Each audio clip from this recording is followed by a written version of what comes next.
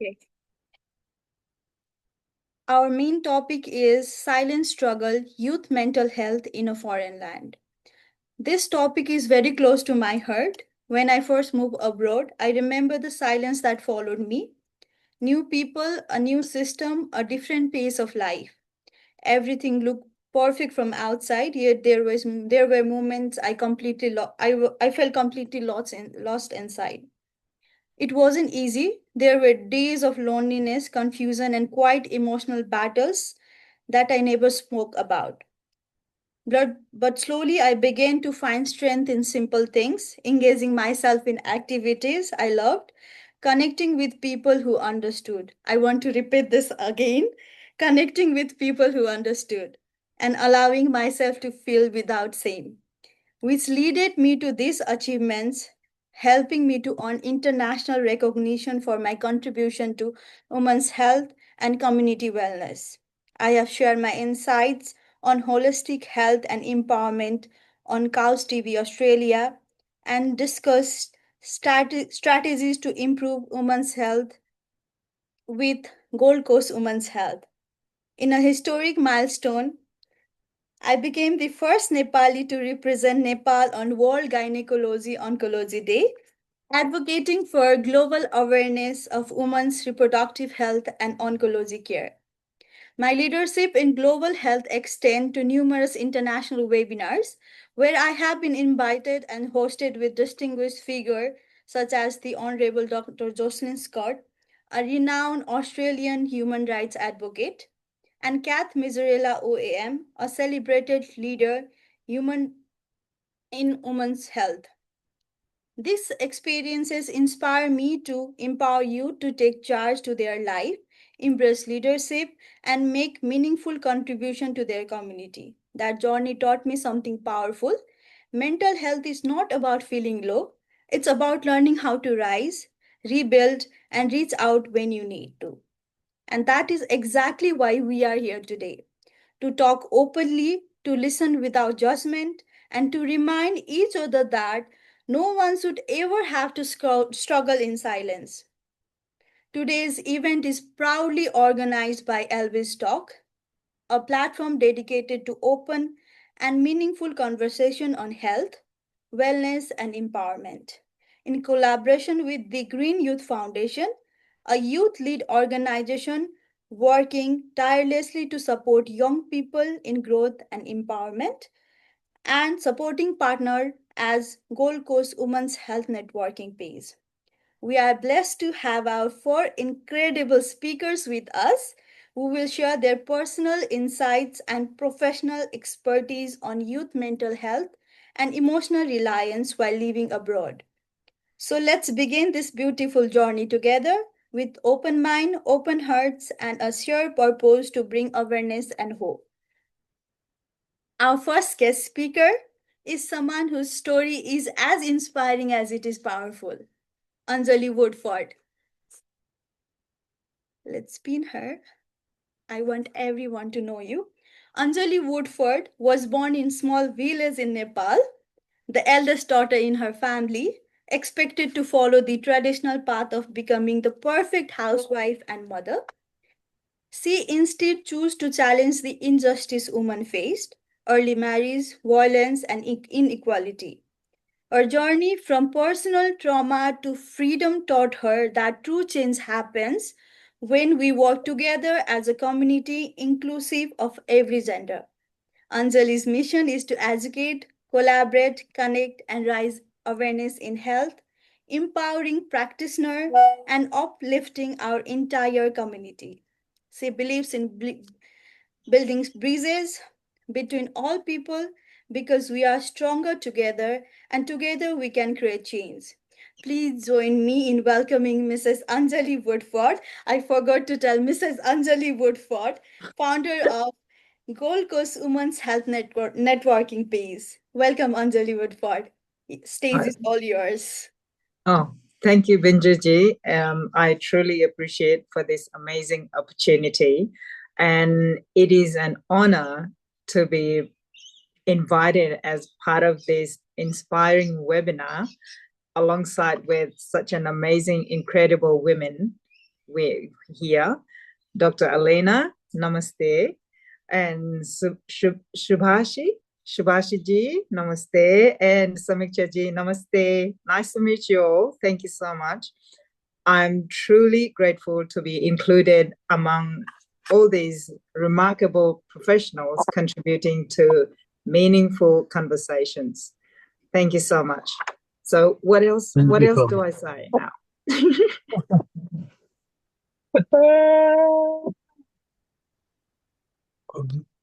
मेरो mic mute छैन होला र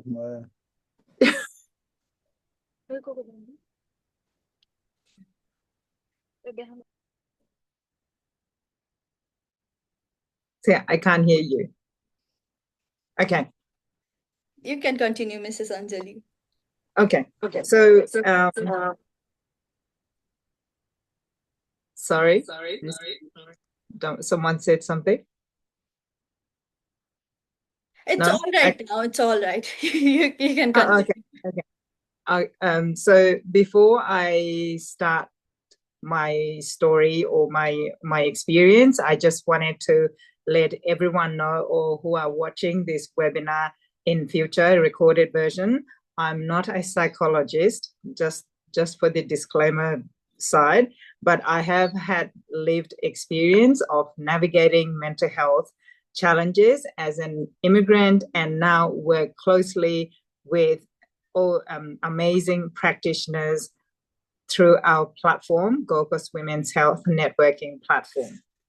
Right. So first of all, I wanted to talk about the highlight common challenges that as an immigrant I faced was a language barrier, cultural differences, social isolation, pressure to fit in, because we didn't grow up, well, I didn't in my days, that we didn't grow up drinking, but in other side of the world, it's a normal thing.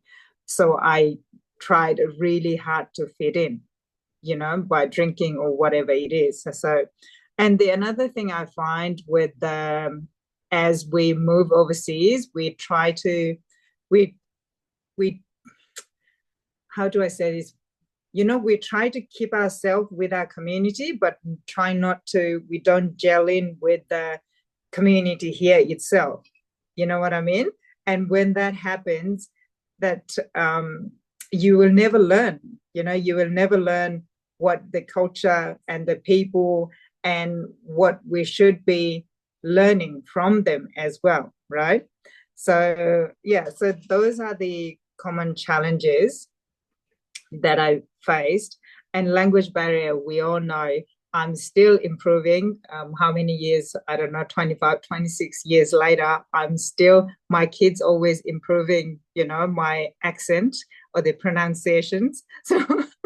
So yeah, still learning. And cultural differences is like I spoke earlier about drinking and partying and all those things. It did not sit well with me, but, and as well, there are the people over here, they especially women, they are such an open-minded people. They are so forward, they are very forward than us, right? We've been taught as a women to stay quiet and, sit back and just nod, especially in my days that, women are not supposed to speak up.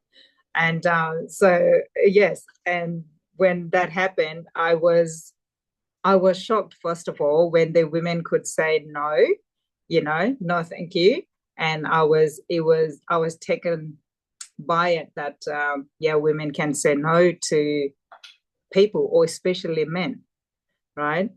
And social isolation, I wanted to talk about that. So when we first come to overseas, due to the lack of, language barrier, all those things. So social isolation is another big thing. So, and then of course away from their family as well, right? And so that is our that is my challenges that I faced. And the resources that I found, according to studyaustralia.gov.au, so they have said that there are many resources and services available to support the students as who has migrated to Australia. Because I did migrated as a student over here, right? That's why I came here as a partner. So it would be a little bit different for me to talk as a youth, because I came a little bit after I had my kids. So it's a little bit different. But I researched on what are the resources available for the youth for their support in Australia, right? So on this topic, so the students, they can talk to a counsellor at their place of study, and they can talk to their GP or access online self-help tools and resources, and also join a peer support group or workshop to share your experience and learn from others. Right. So in Gold Coast, we have the organization called Multicultural Communities Council Gold Coast, and another one is now I'm getting confused with my writing. Multicultural Community Gold Coast Organization, MCCGC, and another one is TMC, called TMC. So yeah, I'll put the same information. But anyway, those organizations, what they do is they connect the community, like international communities together, and then so they organize all the events and activities to bring all the immigrant people together, and and that might instigate to find your people, right? Find the multicultural people, so you don't feel alone as well, right? In that context, that would be big support towards their mental health, right? And so another one is thriving multicultural communities who dedicate to fostering inclusive environment for disadvantaged individuals, including Australians, and they are non-for-profit institutions. They passionately advocate for the rights and well-being of diverse communities, helping them thrive in their new surroundings. So I think I'm not too sure if in Perth you would have the group of, like similar type of groups of government, the communities there, so people can go there and connect with them to find out what exactly they are offering, and then and other resources. You can contact one of the relevant helplines below for the urgent support. For example, organization like Beyond Blue, Lifeline, Suicide Callback Service, Headspace, and also they have been translated into other many languages as well. So yes, so there are so many resources that you can go to when you go overseas or come to Australia. So you just have to go out and try to connect with those people. And instead of, like earlier, Benji mentioned that it's not about, staying by yourself, like asking for help, right? If I remember correctly.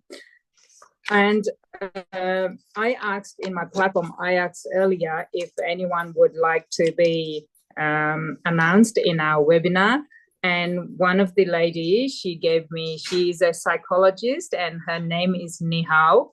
So she provides a telehealth services And her details, I'm going to send it to you, Benji. So nihao.mindworks@gmail.com. Her email is, and her phone number 0410536260.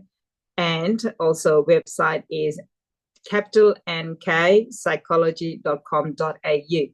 So, and she also provides a psychological services in Turkish, and have been a psychologist over 25 years. In time, she has worked with several immigrants from all over the world, and yeah, hopefully she can help if anyone needs help in this platform.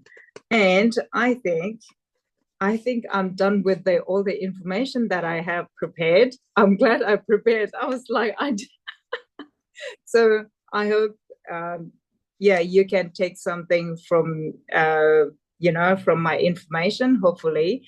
And thank you so much, Benji, and everybody else. And all right. So my turn is finished. It's not like that. I want you. Like I want you to mention about your book that you're writing. Yeah. Okay. So because as growing up, going through violence myself, and when I wanted, at that time growing up, I wanted to make a change, in Nepal, and I asked my friends and family for help, but they would say, you are a girl, so you shouldn't speak up. This is not a good thing for our family. It's not a, good news for our family, and you will not find a husband. So when I was told that, and my talk was dismissed, and what I wanted to do wasn't validated. So I felt really lonely, and I almost wanted to end my life at that time but I realized even if I die or stay, our problem will not be solved, right? The problem will be still there. So in that case, I decided to go overseas instead and pursue my dream. And now I have realized that, the problem is still there. When I came to Australia, as much as I tried to distract myself, working overseas, partying, all those things, but I realized that so much work to be done in Australia as well as, and my big dream is to be able to create a foundation here and create something, offer something to women in Nepal, right? So some sort of collaborate with some sort of organization or something like that, and support all these amazing women who are struggling in remote areas. So that is my dream for now. But hopefully, because I'm building my community here, and so once we get stronger and stronger, and I'm planning to do that. So meanwhile, I have also written my memoir, my book, because my husband thinks that as I was growing up in a village and went to Kathmandu, but from there I got a job over on a private boat overseas, and all the things that I did, I never fathomed that I would be doing those things, right? From going, one day I'll be in France, next day I'll be in Italy, and next month I'll be in America, and all those that I had from the village to the going through that transition, I got that experience of from the all the way high up, right? But then I realized that going low or staying low or going high up is not the option, but how to find that the middle ground of taking all the good bits from our culture, from our society in Nepal, and as well as combine it with what I have learned on this side of the world. So that makes I wanted to avoid myself being known as a Nepalese for a long time, because what had happened in the past But now I've realized that that is what makes me stronger and unique person to pursue my dream and support the women here, as well as dream to support, be able to support women in Nepal, right? So this is all written in my memoir. And yes, I'm excited. I'm just transcribing at the moment. But yes, in a short, that is what I'm doing. And yes, and it is only growing from here, right? And yeah. So Benji, what else would you like me to say? That was a very long drawn story. You are a person with lots of stories, so I want you to tell such story that youngster over here they get inspired of that.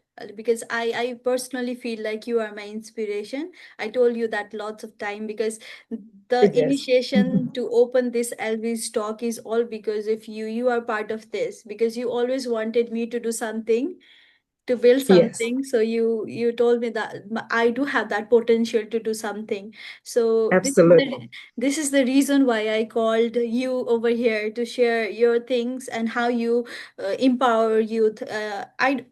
It's like I know experts are something else, like expert do deal things in a different way, but for me personally, if someone is there who can inspire me or individual like you, uh, those Mhm. person are more important for me.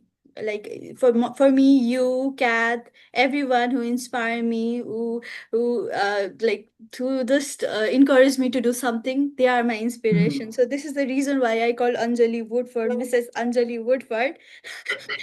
So when we two talk in a phone, we talk for 2 hours.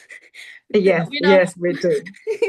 our first call was for 2 hours and we didn't know each other. So this that connection I felt with her. She is very friendly and she is very open to things that you share. Like she's my advisor and I I'm not an advisor, but I truly, because I can see the potential in you, and I know how it feels to be, moving this other side of the world, and we come from a little bit different place, right? And then when you come on this side of the world, I wish I had a support. I wish someone would say, hey, you maybe you can do this better, or your accent is a bit weird, or not weird, but maybe you can change your pronunciation, you can enunciate your English instead of laughing at me, you know what I mean? Because lots of people laughed at me when I tried to do things, and they would tease me and things like that. So I would rather have, especially like when you if you come from Nepal, it takes me back to my younger days, when I wanted to achieve so much, when I wanted to speak up, and when I see such an oh, it's been windy here. Yeah, so you are already doing so much in the community. So if I can help you just that tiny little bit, because you were like, oh no, I'm not too sure, and like, Benji, you have to get up and do it, because the only way to do it is the only way to succeed is you just have to start doing it, right? Because like you said, for example, I'm not too sure about the webinar if I can do it, and I said, what do you need, what are the things you need to achieve, right? So you make a little points to, so instead of trying to, you just have to start. You just have to start, exactly, even it yes. is for two people or one person, anybody, you just have to start to get the ball rolling. Yes, exactly. Problem is still there. I took that point. I highlighted that point. Problem is still there, but we have to move forward. This is Yes, what I take. absolutely. This is what I'm taking you from today, from today problem, because I took like there are some sentence that I take as an inspiration. Like Mm-hmm. I take that things like in a practical life. So Kath is there. Kath, you know Kath, right? Kath always tells Yes, me yes, that I do. you never get until and unless you ask for it, Benzo. Go and ask for it. Go, go, go. He's Exactly. always Yes, like that that. is, So yeah, I had to learn that these days, if I don't ask, or if I don't offer, if with my business, I have the services that I can offer to people, right? But then we are so shy, or we don't feel like we are good enough. So we don't, because we were never taught to speak up back home. So we don't speak up, right? And we just hope that someone will say, "Oh, what do you sell?" or "What do you, provide?" And then we offer. So, and I just have to stand up, and then this is what I offer. If you are interested, then and if they say no, thank you, and then that's okay. Or if they say, "Oh, actually, tell me more," and then you made a sale, right? So you just have to, yeah, stand up and speak up for yourself. Like Kat said, yeah, if you don't ask, you don't get it. Kat, she's coming. She's really busy and she's coming after 5. I want to remind our president, Jordan Assis, you never get until and you unless you ask for it, and you have to initiate yourself. I'm telling this to him personally because he's willing to open podcast, and I don't know what things are stopping him. I can see that potential in him. Also, Yeah.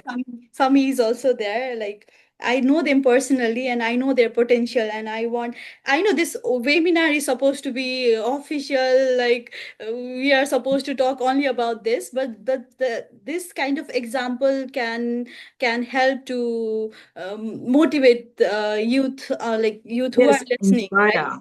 Yes, So inspire. And it's not supposed to be just very rigid talk. It's always, when you listen up, then all the information flows, and you can think properly. When you're stressed, you can't, right? So yeah.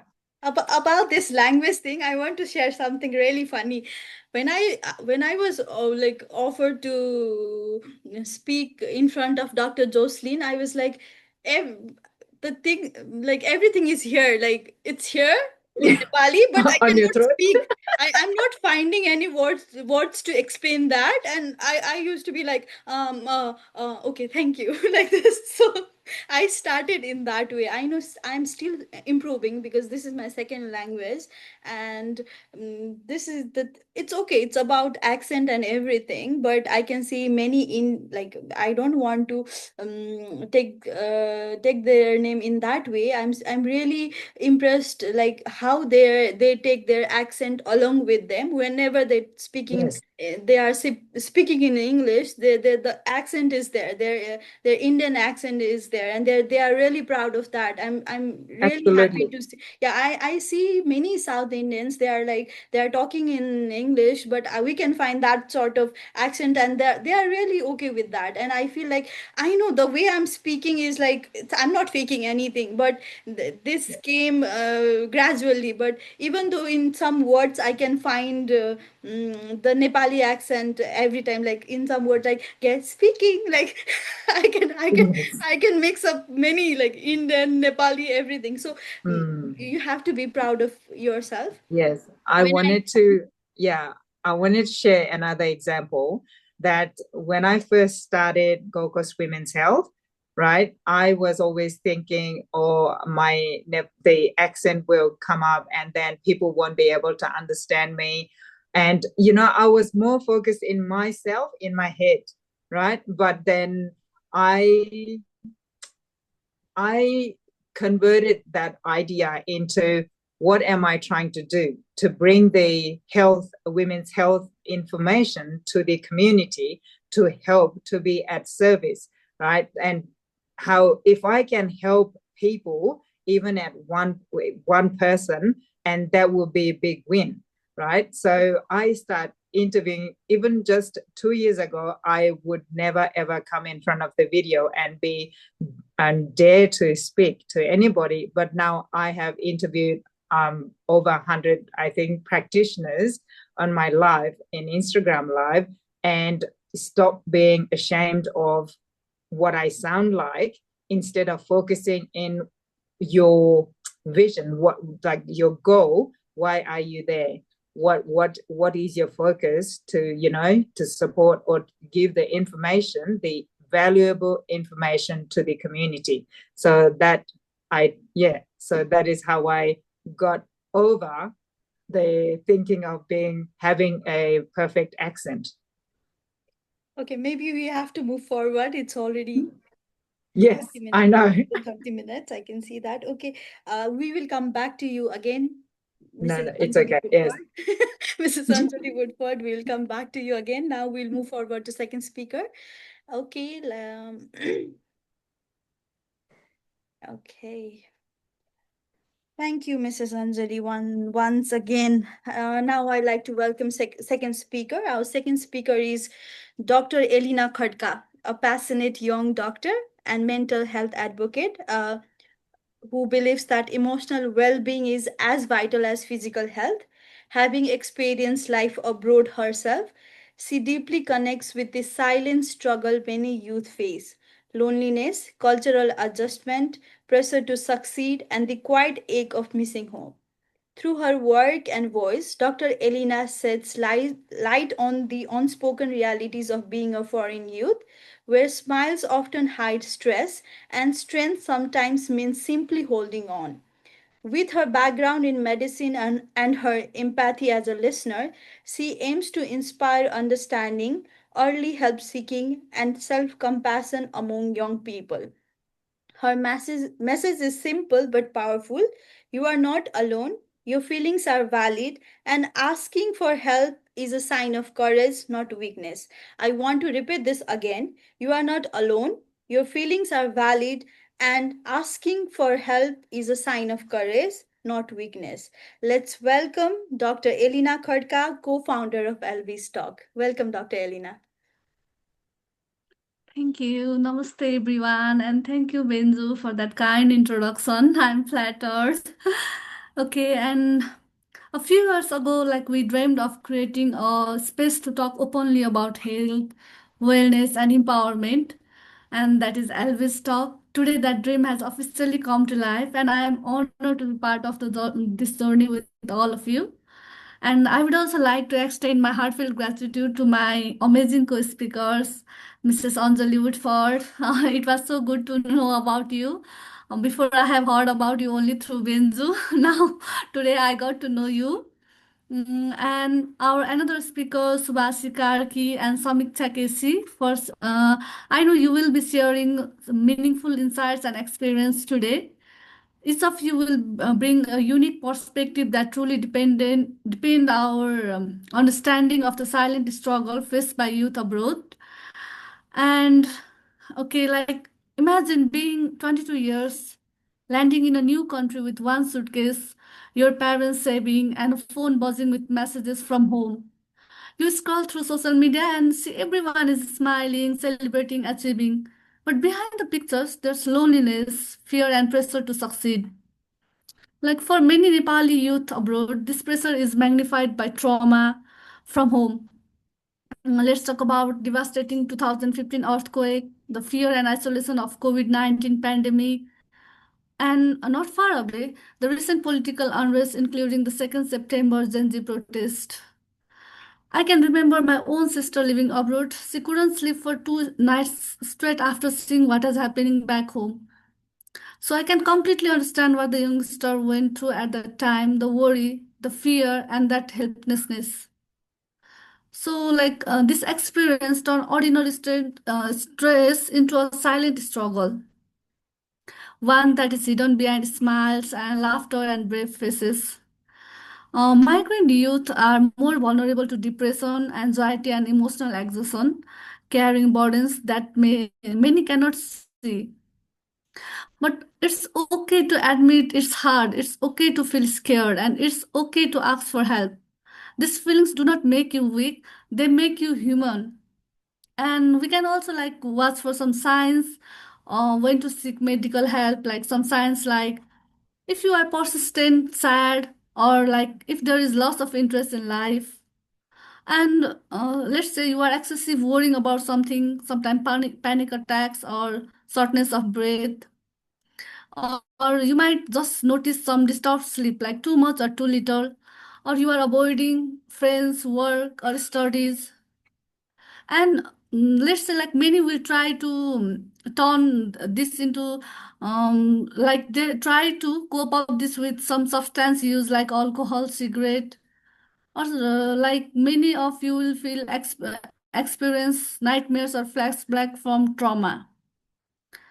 But these are also we should look forward from for some emergency signals, like if there is thoughts of self harm, severe withdrawal, repeated panic attacks, or hearing voices.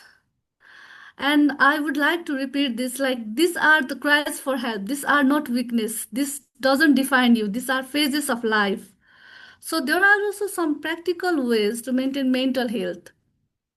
Like we can always normalize asking for help because the courage begins here.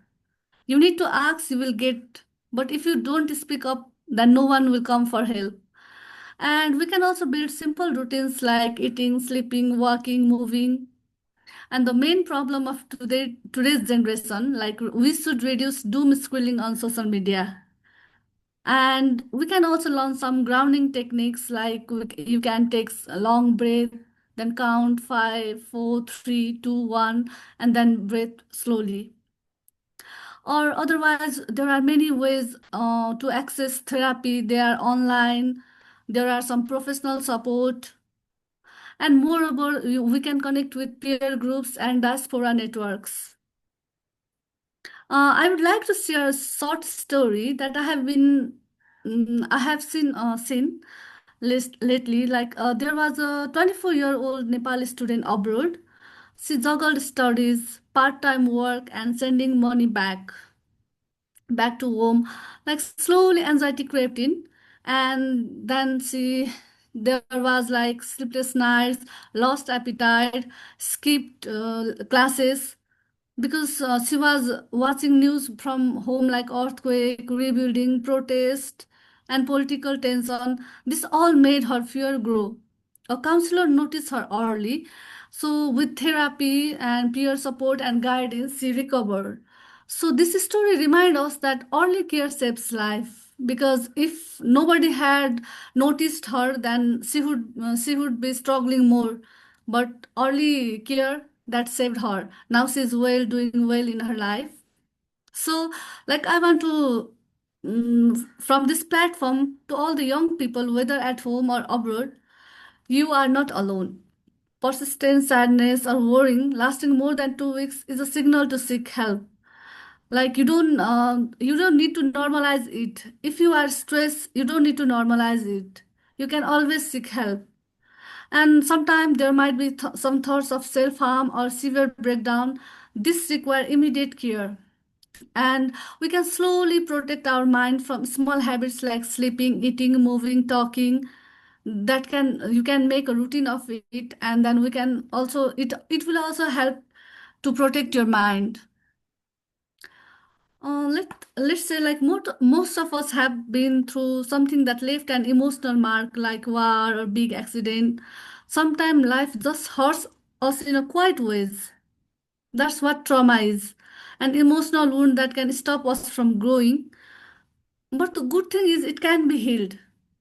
And to be healed, like you need to have courage in yourself first. Healing doesn't happen all at once.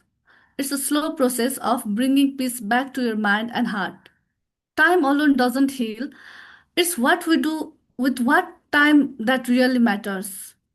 So when we grow up without enough love or care, we often carry that emptiness into adulthood. We expect others to fill that space, and when they cannot, it hurts even more. So social media makes healing look quick and easy, but in real, healing takes awareness, patience, and self-work. So if you want to understand, like I recently went through a book. So if you want to understand more about how our body and mind are connected, I forgot the name, but I will mention it in chat later. It has beautifully explained how trauma lives in the body and how we can release it through awareness and healing practices. So you can also listen to some that YouTube videos like Mel Robbins or Jesse, who often bring guests with real expertise and stories that help us to see things from a more profound perspective.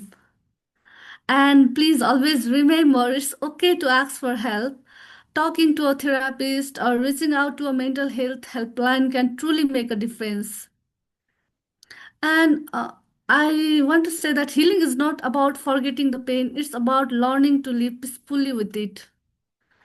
Our youths are resilient, but even the strongest hearts need care. Let's make it easier to talk, easier to ask for help, and impossible for stigma to silence you. When we hear the whisper of struggle, let's respond with compassion, understanding, and courage, not the judgment. So you can always talk to us. Help is here, courage is within you. हामीसँग पनि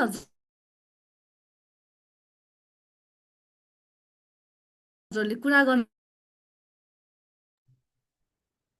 Dr. Elina, I guess our internet connection is a bit weak. Shall you wait for us? I guess we have to move forward because I guess she came to end of her speech. So I guess we need to move forward. We will come back to you, Dr. Elina. Okay. Thank you, Dr. Elina. I'm going to show her this recording because I guess waiting for her will take more time. So thank you, Dr. Elina, for that heartfelt and relatable sharings. That reminds us how powerful empathy and seeking help is. Dr. Elina, she is there. Hi, Dr. Elina. Hi, sorry. You, I don't know when my I was lost in my speaking. I didn't notice when my connection was lost. okay, you can share your last slogan, I guess, the thing that you were going to share. Oh You yeah. were stuck there. Okay, so that was my main main thing. Okay, you can always talk to us. Help is here, but the courage is inside you. So you need to bring out the courage. We are always there to help you. Thank you, Dr. Elena. I know you are always there to help. Dr. Elena, thank you. Dr. Elena will also help guide us whenever you need medical or mental health support. You can reach out to Elvis Talk. She is not certified or professional psychologist. I guess Subhashi Karki is someone who is certified and professional psychologist. If you feel like you want to share something, um, they are always careful about keeping your identity confidential. So thank you so much, Dr. Elena.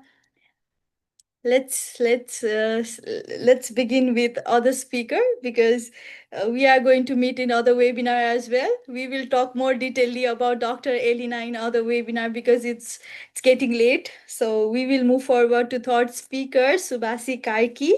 Okay, Dr. Subhashi Karki, she is a psychologist, and let me share about her. Subhashi Karki is a dedicated social worker, psychology graduate, currently pursuing her master's in clinical psychology with over 6 years of experience in the mental health field. She has passionately worked with adolescents and young adults, offering psychoeducation, peer support, and fostering safe, inclusive space for emotional healing and personal growth.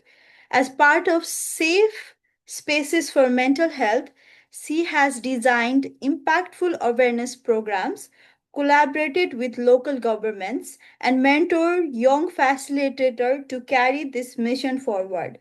A university topper, Subhasi is equally devoted to research and teaching, believing in integrating practical mental health knowledge within education. With her compassion outlook and deep commitment to service, she aims to combine the three threes: therapist, trainer, and teacher in her journey as mental health professional, empowering others to lead balanced and Thank meaningful you. life. Let's welcome Subhashi Karki. Let's welcome Subhashi Karki. Welcome. I would like to welcome you, and this platform is yours. Thank you, Benji, for introducing me in such a beautiful way. I'm extremely grateful to be a part of this initiative. Thank you for having me here. So, my part as a speaker today is to share about different coping strategies that we can integrate in our daily life to deal with the struggles that our respective speakers have already talked about earlier. But I have an important disclaimer to share with you all before starting to get into the coping strategies. So, the disclaimer is about a basic principle that all of us are very different as individuals. We are as unique as our thumbprints. So while I share these coping strategies, I want to remind you that these coping strategies are not ready-made solutions and they are not going to work overnight. A single coping strategy might work for a single individual, but it might not work for others, or it might not work even every time. For example, there are two people who are feeling anxious. Both of them are feeling anxious at the same time, and I asked them to practice breathing exercises. One individual might feel very relaxed after practicing the exercise, but the other person might feel even more anxious. So the same strategy that I implied, it did not work because they might be facing different issues and they are also very unique and different as individuals. So I'm just trying to remind you that if you are going through a certain issue and you are trying to apply certain strategies, it is also your responsibility and you also have the power to decide what is best for you, what works for you and what does not work for you. So the first strategy I'd like to share is about mindfulness and grounding. Benju ma'am, you can just turn off the screen. I'll ask you to do it later on. Okay, thank you. The first strategy that I'd like to share is about grounding and mindfulness. So simply, what is grounding and mindfulness? It's all about grounding ourselves in this very present moment. Sometimes what happens is the worry, the thoughts that's bothering us, that's troubling us, might not even be present in this moment. It might be in the past. It might be something that has already happened, that has already gone long before. Or it might be something that we are anticipating in the future. It has not happened yet, but we feel that it might happen and we are constantly worrying about it, but it is not anywhere close to this very present moment. So if this is the situation, we can practice different grounding and mindfulness techniques. There are several techniques of mindfulness. I'll share a few techniques with you. The first one is the 5, 4, 3, 2, 1 rule.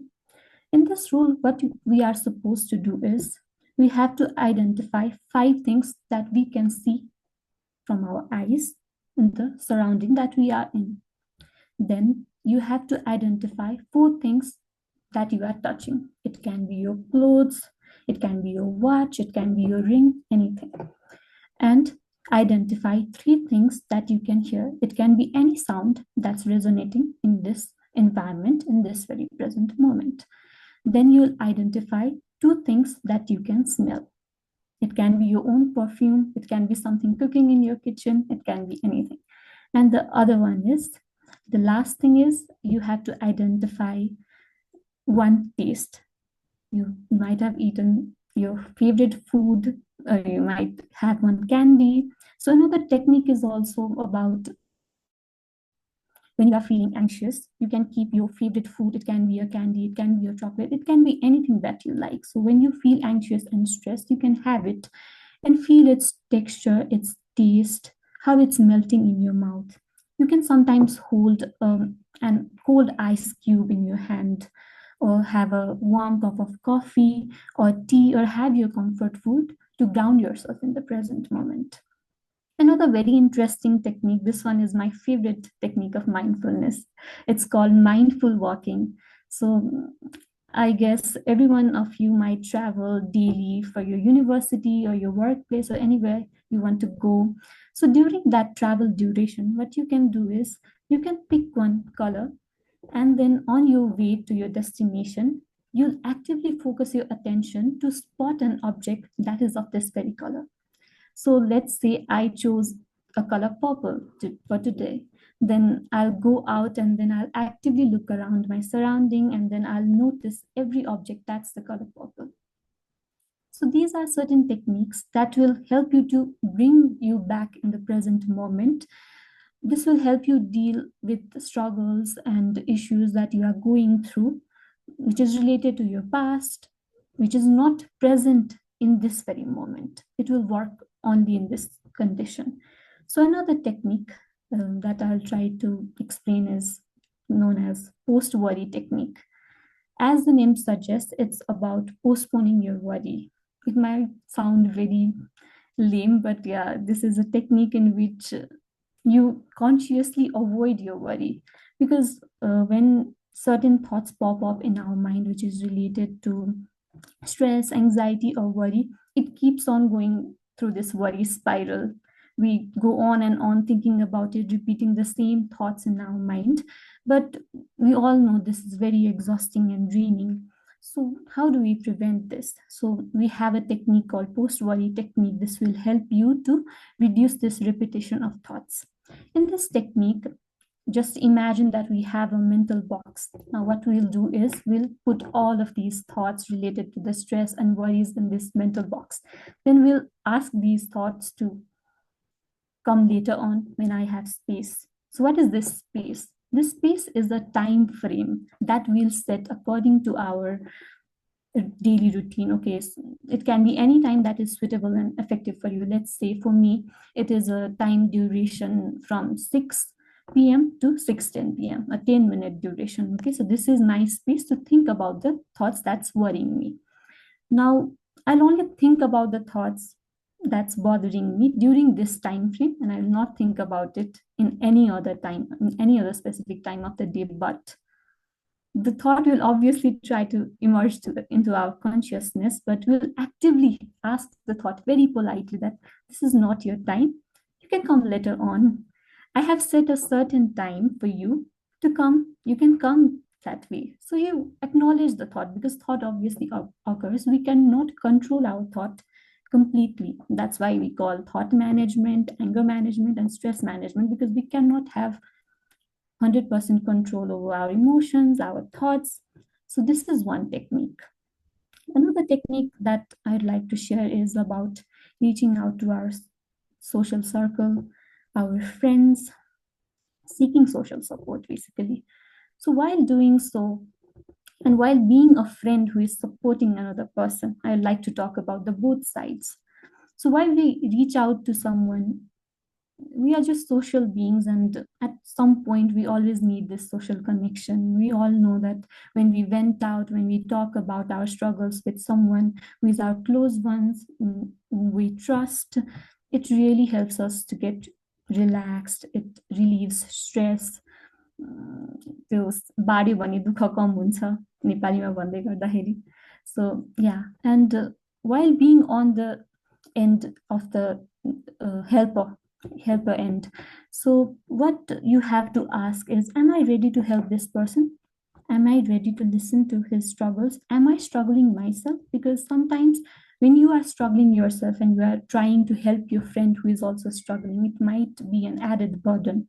It might even intensify your stressful thoughts, images. It might make the situation worse for both ends, the one who is seeking help and the one who is trying to provide help. So this is very important. And while you seek support and provide support, there are basic principles that you need to follow, which is about good listening, active listening. You do not interrupt the person who is trying to share something. Let them go in the flow.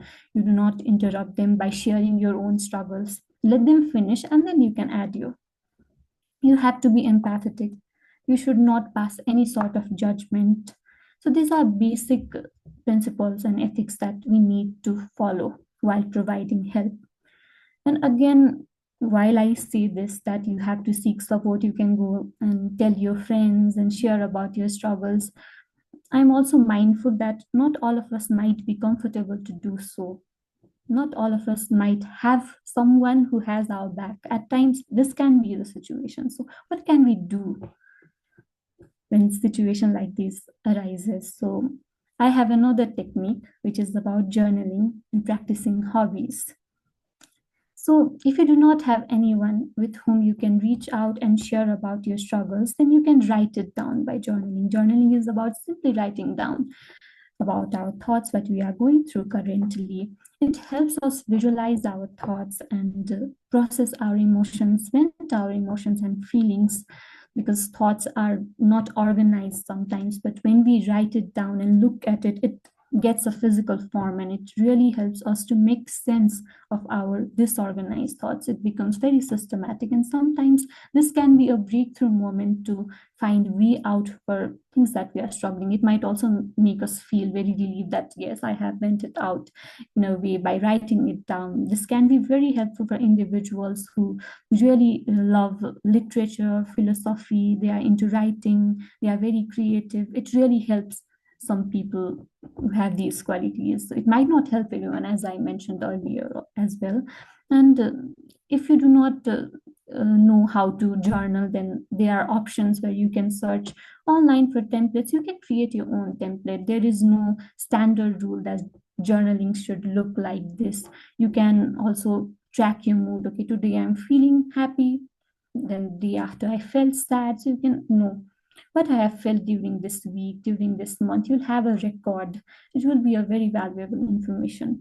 You can track what thought am I receiving at this moment, what I'm feeling, what emotions is this thought evoking, and then what behavior I have shown as a result of this thought and emotion. So it will help you gain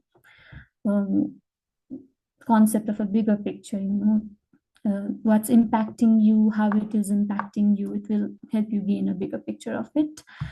And practicing hobbies. Not everyone might be interested in writing down things, so you can engage in painting. I myself, I'm interested in painting and singing, so it really helps me to calm down. It just calms down my brain whenever I feel stressed. So integrating your hobbies, things that you love to do in your daily routine, is also very essential.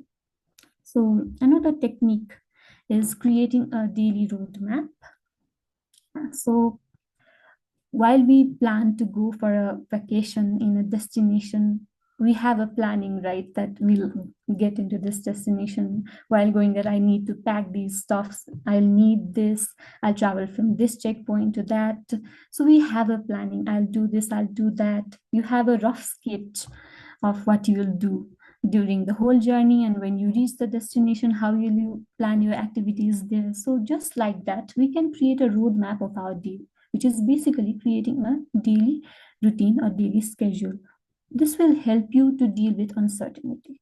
Sometimes anxiety and stress or even worries are because things are very unpredictable. So creating a roadmap helps us gain a certain level of predictability, which helps us to deal with anxiety and hopelessness.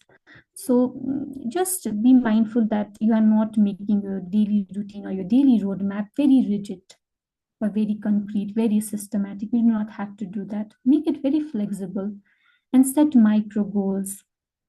And if you miss out on certain activities, do not feel guilty. I was not able to do this. I was planning to do this, but I failed. It's not like that. We cannot accomplish everything in a single day. If you missed out on certain activities, you can add it later on.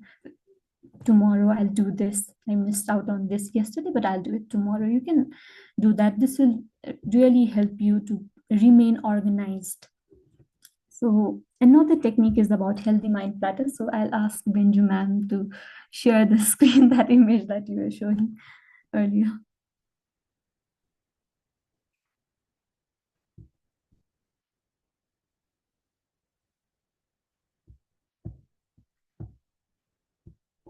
Okay. So this is a healthy mind platter. So we have all heard about a healthy platter, balanced diet when it comes to our physical health, that we need to have this nutrition, these nutrients in our diet. It will help us to remain physically healthy. But what about our mental health? There is a healthy mind platter that is very essential, and this is very simple and very important uh, uh, to integrate in our daily life. While I talked about creating a roadmap, this is the template that we can follow, is what I'm trying to say. So all of the coping strategies that I shared earlier comes integrated in this activity. So what we can do is, while creating a daily schedule or a daily roadmap, we can follow this. So our daily schedule should have a focus time, it should have a play time, it should have a connecting time, it should have a physical time, time in, downtime, and sleep time. So if our daily routine is a combination of all of these activities, then it will really help us to strengthen our mind. It will help us to deal with stress and worries. So focus time is basically, it can be reading a book, it can be learning a new skill where your attention is focused on a certain activity and you are gaining something out of it, you are learning something out of it.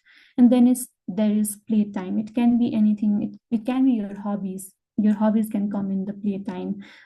Journaling can come in the playtime. You can just play with your friends, online games, anything that you enjoy. So certain time of your day, of your routine, should include a playtime. Then there is connecting time. You can talk to your family members, your friends. It can be online. You can go and meet them. It can be anything according to your schedule. Then there can be a physical time where you exercise or just take a walk outside in the evening, in the morning, whatever is suitable for you. And then there is timing. Journaling can be a timing. Meditation can be a time in. Therapy can be a time in where you just reflect on yourself. It's about self-reflection. And then there is downtime where you are just relaxed, just chill, doing nothing. And it is different from sleep time, because in sleep time you are sleeping. 7 to 8 hours of sleep is seen as healthy. Downtime is about just relaxing. It can be watching a movie or just looking in the sky during the sunset. It can be anything. So you can create your daily roadmap based on this module. This template can be really helpful while creating the daily roadmap.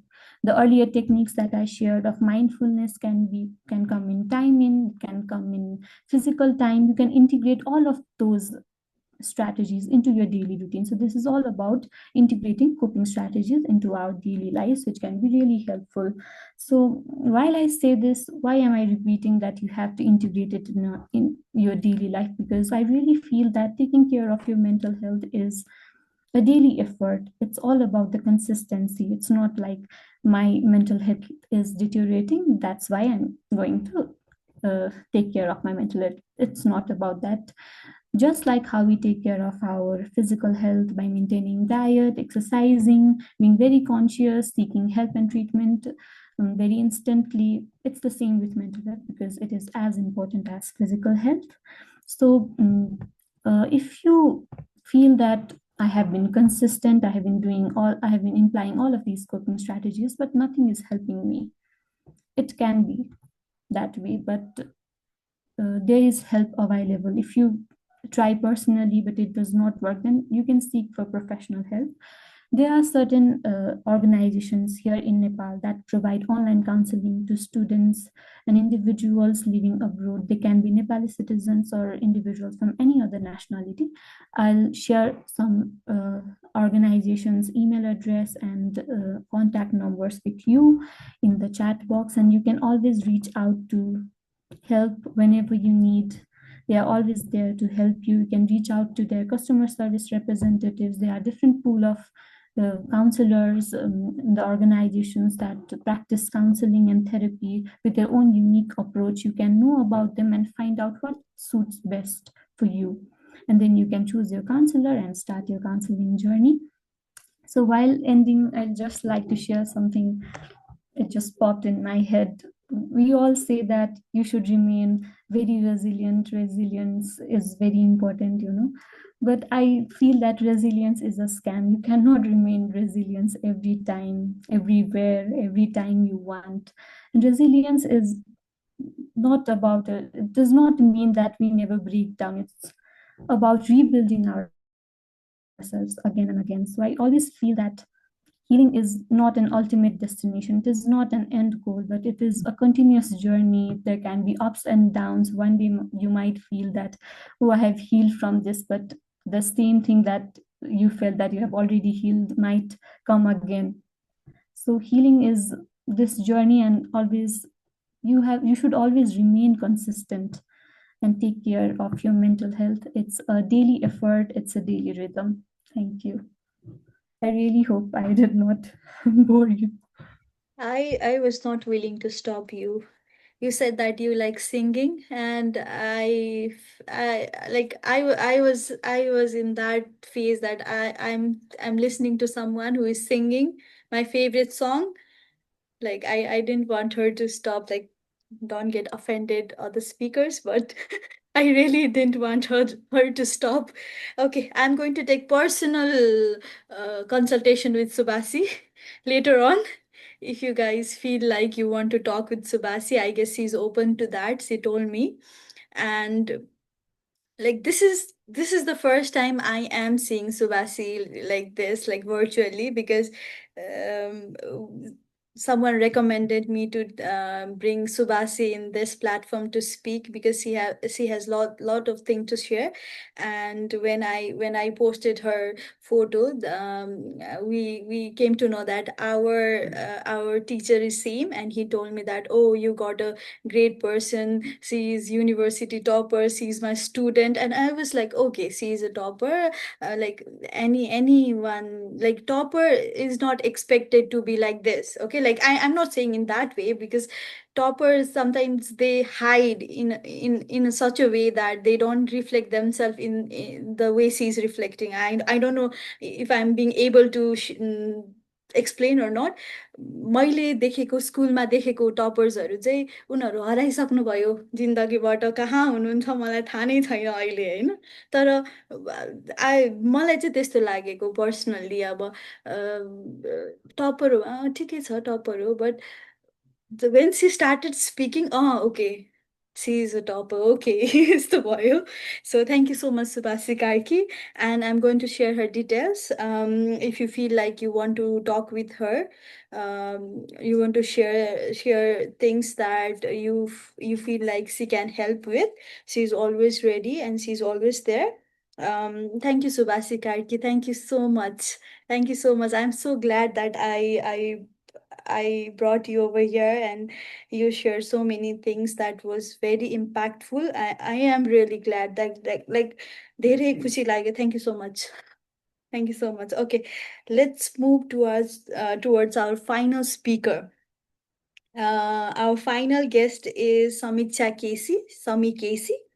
Sami KC is an undergraduate psychology student at Curtin University. She has been working at consultancy for past 2 years, initially as a career counselor for international students, and now as the business development manager for the Perth branch. Through her role at that consultancy, Sami has actively contributed to numerous community events sponsored by the organization, assisting with event planning, marketing, setup, and other key tasks to ensure their success. Sami has also been involved in several community initiatives outside of work. She was a guest speaker at Nari Nikunja International Women's Day event in 2025 and served as an MC at the Perth Nepal Festival in 2024. Recently, she volunteered in a temple cleanup event organized by the Green Youth Foundation, where she was also served as a core team member and joint secretary. Let's warmly welcome Mrs. Samiksha Karki. Oh, I'm so sorry, Samiksha KC. Sami KC to share her insight on youth and mental health. Welcome. Thank you. Hi, everyone. My name is Samikshya KC. First of all, I want to thank Benju Bazu, the co-founder of ALBES Talk, for giving me the opportunity to share a piece of my story here today. I'm no expert. I'm just simply sharing my story here today to spread some awareness. I came to Perth when I was 9 years old. My sister and I had been living with our grandparents for about 4 years while my parents settled down here. So when we got that call and my parents said, "You guys are coming to Australia," we were over the moon. My mom had recently given birth to my brother. So me and my sister were not only eager to reunite with our parents, but also to meet our little baby brother for the first time. And as a child, no matter how much love and attention you receive from relatives or grandparents, you crave the day to day routines with your parents. So the warmth of being tucked in, the sounds of their voices after school, and sometimes I remember like crying. Like I used to cry sometimes. I'm very emotional. I used to cry sometimes by myself in my room because I miss them so much. And watching friends being dropped off by their parents or sharing stories about their family holidays together would, sometimes trigger a deep sense of loneliness. I would miss them a lot. So psychologically, this reflects attachment longing, a child's instinctive emotional need to feel secure and connected to their caregivers. And even though I was surrounded by love, there was an emotional void that only my parents could fill. So you can imagine my excitement when they told us we were finally moving. And so we got on a flight with a family friend and landed in Perth around midnight. And I will never forget the view from the plane when the pilot said we're flying above the city. It was my first time on a plane too. The night lights looked magical, like the whole city was alive. And even at 9 years old, I sensed that this was the beginning of something special. So school life. School life was a mixed experience. My sister and I struggled in the first year to, just like kind of adapt. And we were lucky I would say, compared to those who migrate as adults, because it's easier to adapt when you're young. But, we still had some difficulties. I thought I knew English, but Australian slang was such a shock. Everyone spoke so fast, and I found myself second guessing what to say. I often stayed quiet. I didn't want to be misunderstood. And this is a subtle sign of language related social anxiety. So communication isn't just about words, it's tied to self expression and identity. So when you can't express yourself the way others do, you kind of start to feel invisible at times. By the second year, things improved. I started understanding the jokes, the TV shows everyone was talking about and watching, and the bands that were popular. One Direction was huge then, and like most girls, I became a fan too.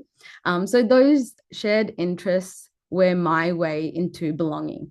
It's a reminder of how small cultural markers can rebuild confidence in a new environment. So when I began forming close friendships, frustration at home kind of started to grow. Like many kids from ethnic backgrounds, I had strict parents. There were rules about where we could go, who could come over, and what time we needed to be home. So at that age, it felt suffocating. But now I see it was my parents' way of protecting us in a new country that they didn't fully understand. They were balancing fear with responsibility. Psychologically, though, this is where bicultural tension begins. So, this is when a child's social world is shaped by one culture and home life by another. So, it creates confusion and guilt. You start feeling like you're living two separate lives, one that craves freedom and one that fears disappointing your parents. My parents had brought 3 kids to Australia. One was born here, but like I guess 2, to Australia on a temporary visa, which was incredibly brave because back then most people waited until they had permanent residency before doing that. So you can imagine the financial strain they were under. So, paying rent, raising 3 kids, adjusting to a new system. Knowing this, I often felt an unspoken pressure to make their struggles worth it. This sense of performance-based worth, feeling valuable only when you succeed, can be deeply ingrained in children of migrant families. Still, as a kid, it's hard to see all of that. You just think, why is everyone else allowed to go out and do things, but not me? So that's the emotional contradiction so many first generation kids live with, gratitude mixed with resentment in a way. So high school brought its own challenges. So in Australia, high school starts from year 7 till year 12. So I've always been an extrovert, the kind of person who loved being surrounded by people. And in year 7, I remember sitting in our school quad, surrounded by friends, and we were playing games like Chatterbox, Truth or Dare, and Kiss Kill Marry was really big back then. So everyone would name their crushes. And those were like such carefree moments. But while my friends could go on school excursions or hang out after hours, I was rarely allowed, like pretty much never, up until a certain point. But after a year, my parents transferred me to a private school. So education was a top priority for them. They were both teachers at some stage back home. And that move was emotionally challenging for me because private school culture here is so different. And I think maybe in Nepal it might be the same, but private school culture is so different. Many of my classmates came from much wealthier families, and I didn't. So I still remember wearing Kmart shoes. There's nothing wrong with Kmart shoes, guys. I love Kmart shoes. I still buy them. But you know, like you feel that sting of judgment when others have branded clothes, they have branded shoes, branded this, that, everything, right? And then you're there and then you're being critiqued every other day at school for, you know, not having whatever they had. But you know, small things like that can have a big psychological impact over time. It's called social comparison. And during adolescence, it's tied to self-worth development.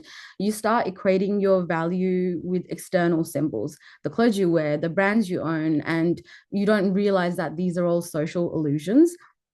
So as time went on, I started withdrawing. I went from being very extroverted and confident to more quiet and reserved. Psychologically, that's a defense mechanism when you don't feel accepted for who you are. So you kind of start minimizing yourself to avoid rejection. So at 14, I finally got a job. I applied everywhere. I finally got a job just to earn my own money. It wasn't only about independence, it was about reclaiming control over my life. And having a job gave me a sense of agency I hadn't felt before.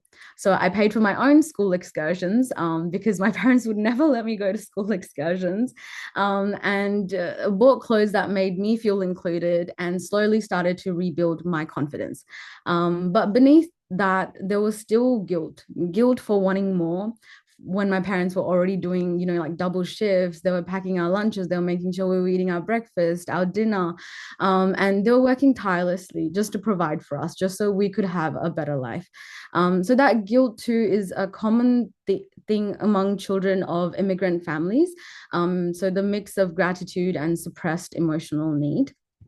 When I visit Nepal, people often tell me I'm lucky, and I am, that my parents made it easy for me. I've always appreciated the sentiment, but you know, it's not the whole truth. You know, my parents just didn't give us an easy life. They sacrificed, you know, like their time, their emotions, everything for what we have now.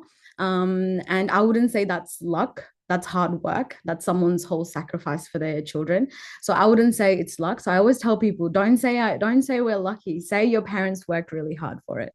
But growing up, you know, with that awareness, also came with the emotional weight. When love is expressed through sacrifice, you learn that to be loved, you must also achieve something of the similar manner. It becomes difficult to separate love from accomplishment. For me, one of the hardest struggles was trying to figure out whether I was supposed to live by Western or Nepali culture. My parents wanted to instill the discipline and the values they grew up with. And during school holidays, my dad would bring home extra maths and science books from Dimox. It's a bookstore here. Everyone goes to Dimox, and assign us homework. even during holidays. So we had to finish it before he came home, and he'd check it even after he had a really long day at work. At the same time, I was babysitting my siblings, cleaning and helping around the house. I understood their intentions, but I was also a child trying to find my own space.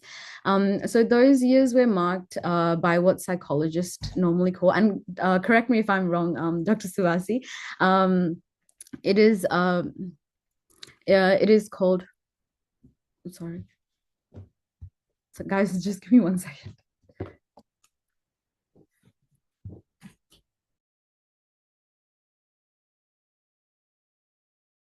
Sorry. So yeah, correct me if I'm wrong, but it's called role conflict and parentification, when a child feels responsible for maintaining family balance or protecting their parents from stress. It builds maturity, but often at the cost of emotional freedom. While my friends spend weekends out, I spend mine trying to make my parents' lives a little bit easier. And as the eldest child, you know, when you grow up in an ethnic child, if you're the eldest child, you are like, you are the person that they expect everything from, right? So you are expected to lead by example, to get the good grades, be responsible, and pave the path for my siblings. So that expectation has kind of shaped my entire mindset, because that's what I got growing up. And I think a lot of the older child here, like the eldest child here, can relate to that. And even today, I often find myself measuring my worth by how much I can achieve and how much I can do. So now as an adult, working in my family business, I still feel that weight. Expectations don't disappear, they just evolve. And in many Asian families, emotional expression isn't a common practice. So you don't talk about pressure, you just show strength. So praise becomes conditional. You get it when you meet the expectations, and over time that teaches your brain to kind of link self-worth with achievement. And I'm not trying to like this or anything. This is my experience. But like, you know, when newcomers come from Nepal and they say like, you have so many opportunities here. I've gotten this so many times. You have so many opportunities here. What could you possibly be struggling with? It's a valid question. But it kind of sometimes it makes me upset, because like, yes, I have opportunities, but I also growing up feeling that I couldn't afford to fail. Like ever since I came here. And in Nepal, you know, like many kids stay dependent on their parents into their 20s, but they still get to experience their childhood and teenage years fully. My path was different. Yes, it was filled with opportunities, but there were a lot of expectations, responsibilities, and emotional sacrifices. So even now as an adult, I still yearn for the normal childhood moments, spontaneous hangouts, carefree laughter, and the freedom to simply be. That's the part of migration that often goes unseen. The psychological tug of war between gratitude and grief is always there. So through my story, I want to raise awareness about the psychological struggles faced by first-generation migrant children. It's not just about adapting to a new country, it's about constantly balancing two worlds. We carry the hopes of our parents while trying to discover who we are. So we often grow up faster, taking on emotional responsibilities a bit too soon, and learning to measure love through achievement. Over time, I have learned how to go about handling my emotional health, and my ongoing studies in psychology has really helped me with this as well. And through our group, the Green Youth Foundation, we hope to strive to help the wider community with this. So not to only protect the environment, the people inside of it, and all the different multicultural communities that exist in Australia, through different campaigns. Through my role as a joint secretary, I would really like to help spread awareness about this topic, the importance of mental and emotional well-being, because everyone has their own struggles they go through in life. Every experience is unique and to that individual, and no experience or struggle is the same for two different people. So through this understanding, TGYF strives to help every person or community in the way they need the most. And my message is simple. We need to create more open conversations about mental health, emotional expression, and identity within migrant families as well. So parents should know that protecting their child doesn't have to mean restricting their freedom, and children should know that their feelings of frustration or confusion is also valid. So my final thing I would like to say is, behind every success story of migration is often a silent story of emotional adjustment, cultural conflict, and unspoken love. And if sharing my story helps even one person feel seen or one parent better understand their child, then that to me is the real purpose of speaking today. Thank you so much. Thank you so much. When I first came to know about you, I was like, oh, okay, she has been here for many years, and I was so scared to talk with her.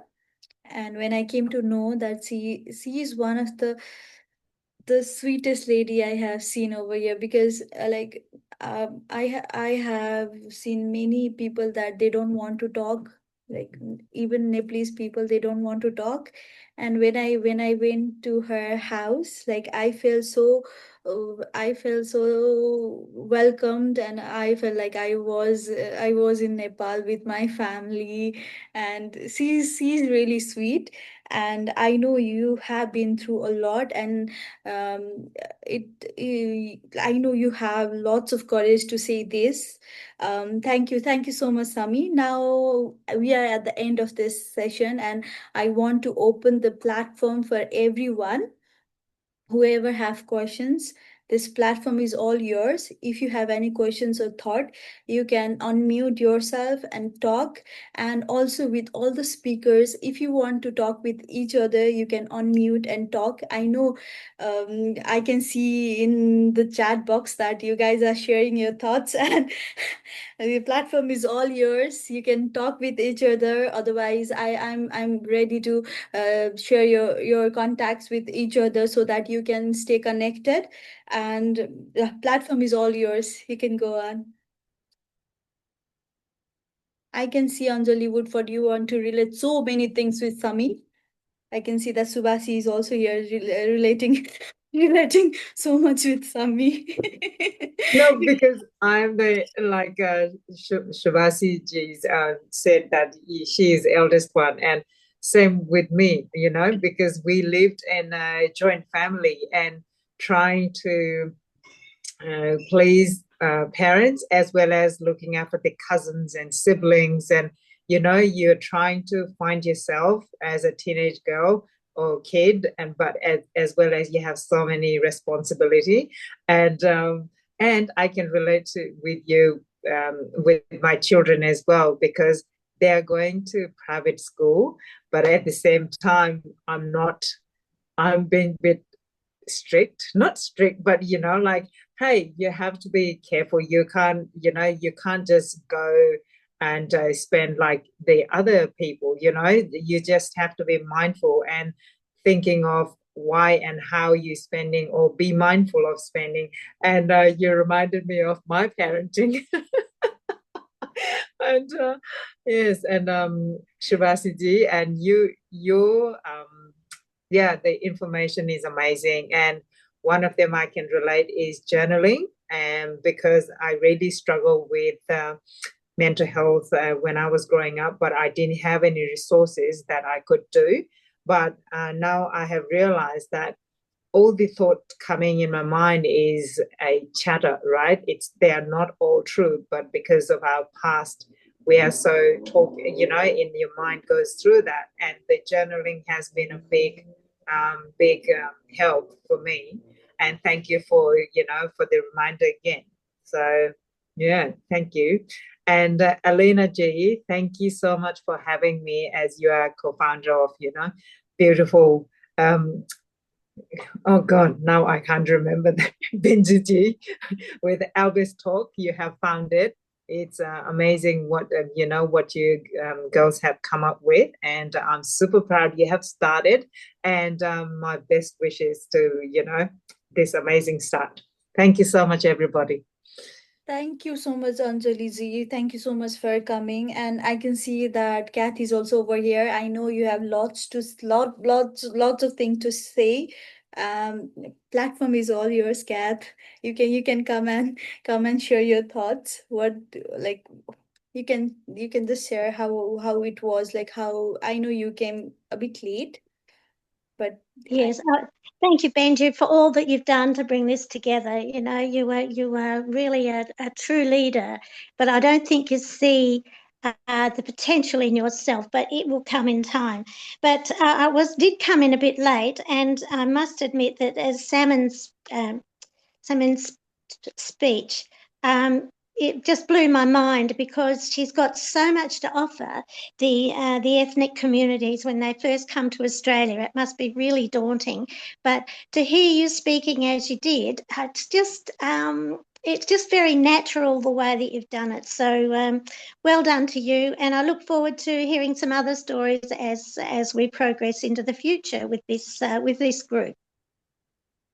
Thank you so much, Kat. And I'm excited to share that our next session is about gynecology health, and it's with Kat and Dr. Elina. They are going to talk about gynecology health as being international advocate for women's health and voice for women's.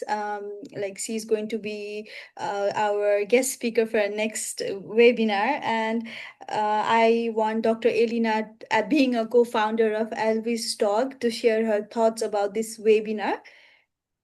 Platform is yours. Okay. Okay, so thank you, Benju, for organizing such a meaningful and powerful session.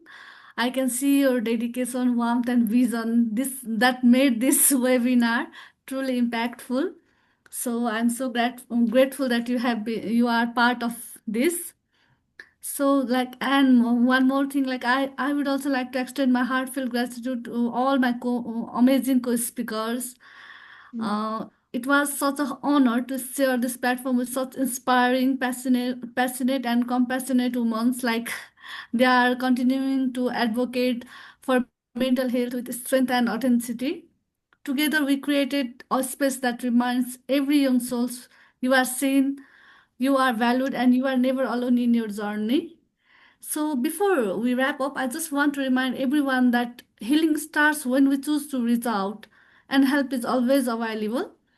So at Always Talk, we believe no one should suffer in silence, whether you are in Nepal, Australia, or anywhere in the world. If you ever feel low, anxious, or simply need to talk, there are free and confidential supports available. We will also give these links in chat. And for global support week, you can always reach out to like 7 cups for free peer chat and emotional support anytime. And in Australia, services like Lifeline, Beyond Blue, Mind Sport, and Headspace offer 24/7 support and counseling. And in Nepal, you can connect with Mental Health Helpline Nepal or TPO Nepal for free counseling and help. So please don't hesitate to seek help or to share these links with someone who might need them, because sometimes listening and reaching out can truly save a life. Together, through Elvis Talk, we can keep breaking the silence and spreading awareness, one honest conversation at a time. And I'm also thankful that our next session will be with Kat Magella OAM. We will be looking forward to her, to be working with her. Thank you. Thank you, Alina. I just want to point out that I'm not a gynecologist. I'm actually a gynecological cancer survivor. So I'm the voice of the women, but because we're talking about mental health today, I see a huge impact between gynecological health and mental health. So, so the next session we could sort of bring it all in together. So thanks very much for everything. Yeah, just we just wanted correlation, because we can always connect that mental health and some gynecological health or any health related issue or anything, they are correlated. So we think that you are the right choice of our stock. Well, I hope so. Thank you. Thank you. for this gynecology health and mental health, we females are like born with 4 seasons. Maybe many guys you don't know about this. We are born with 4 seasons, so you always complain about our emotional instability and the thing that we complain about. But let me share you small thing that we come up with different moods, like you see different seasons, and please respect that. We go through a lot, and I know you guys go through a lot as well, but but for us, for we females, we don't have anything in control. Like, we try to control so many things, like not to speak or not to show our emotion, but this hormonal thing, we try a lot, but we cannot stop. I think everyone over here female, they can relate the thing that I'm speaking about. uh, I tried a lot to. I am someone who is very hyperactive, but at the same time, I'm someone who is like a girl who is very depressed, a girl who is very depressed, and I hide my emotion a lot of time. Like, many of here are my friends. I can see that many of them are my mutual friend. So I have even I have share my things with Kat, with Anjali, with Elena, with Sami, with everyone, that how like how painful it is to be here in foreign land and to cope up with everything, and with again with our hormonal things that is going on every time, and this new land. Like, I gained my weight 15 kg, but the thing that people will see is my weight, but the thing that I'm struggling with behind my weight is never seen. That is never considered as something very important, or thing that, and the thing that people should respect about. Like, people can easily comment about your weight, like, oh, you have gained weight, like you are not looking pretty now, or something like your belly is coming out, or something that like that. But the thing that I do have many hormonal issues. I cannot control that things. I tried a lot. I do have eating disorder, many things that is going on inside me, but this everything is related to mental health. So even I try to control that, like, no, don't speak, Binzu, stop. You don't have to speak every time. But I cannot control myself. I speak. So the thing that we should always respect about female is we go through a lot, and we want like every male, every partner, our partners, our brothers or father to support us and help us, so that we can share with them very openly. And I guess I cannot see anyone um, questioning about the webinar thing. So maybe we should come to the end of this webinar. Thank you so much. But can I just say, Benju, that Of course. I think the work that we're bringing together here and the expertise that we have here that you brought together, we have to create a better understanding for the men, because your husband sees what you're going through, but he needs to have the understanding, and the more open conversations, the easier we can make it for the men, because it's not easy for the men to put up with us either. Exactly, Kath. I know, but this thing, the English, this language, I cannot explain in a better way. Thank you for supporting, Kath. No, I love your work. Okay, so let's keep on keeping on. Thank you so much. On behalf of ALBES Talk and the Green Youth Foundation, I want to thank everyone, my special speakers. I'm so grateful towards you, Kat. Kat, thank you so much coming. I know you have very busy schedule. Also, Dr. Elina, Anjali Woodford, Subhashi, Sami, everyone. I can see our president, Jordan, over here. Platform is there. You can, if you want to share something, Jordan. So hello and namaste everyone. My name is Asis, Jordan Asis. I don't have a lot to say. I was loving the speech I was loving the talk discussions that you guys were having, and it's almost like it's my first time among all these beautiful and inspiring ladies talking and making so much sense to me, because there are lots of things that I had misunderstood, which you guys put light on, and I just want to appreciate all the efforts that you guys put through to bring such inspiring stories together. I hope you guys continue. I would love to get involved into this, but for now, thumbs up to you all. You guys are amazing. Thank you. Thank you so much. Thank you so much, Assis. His name is Assis Jordan Assis. We can call him anything, I guess. I'm so confused too. I don't know what to call him. Like sometimes I call him Assis and sometimes I call him Jordan. Like, okay.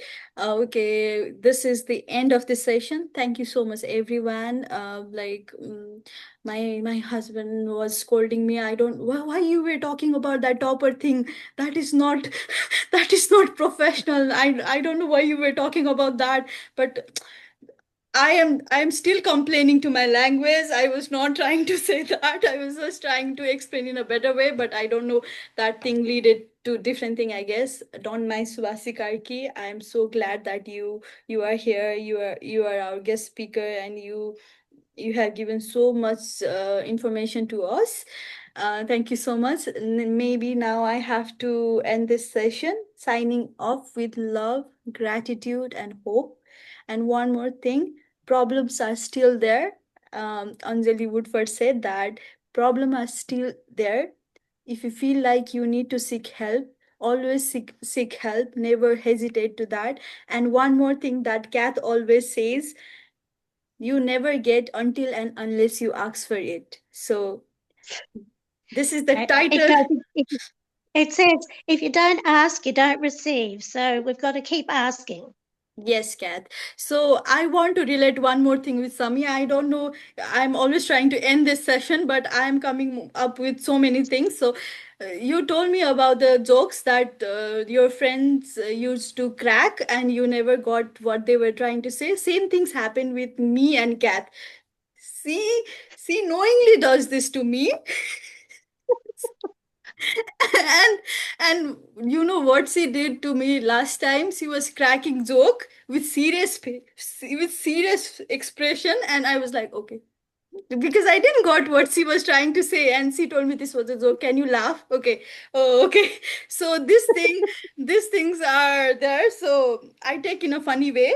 But every time we cannot do like this. So I know there is a struggle. Okay. I guess this is the end of this webinar. Thank you so much. Thank you so much for coming. Thank you so much for connecting. We will come next time with better ideas, with better thoughts, and better information. Thank you so much, everyone. Thank you. Bye-bye. Okay. Thank you. Bye. See everyone. Bye.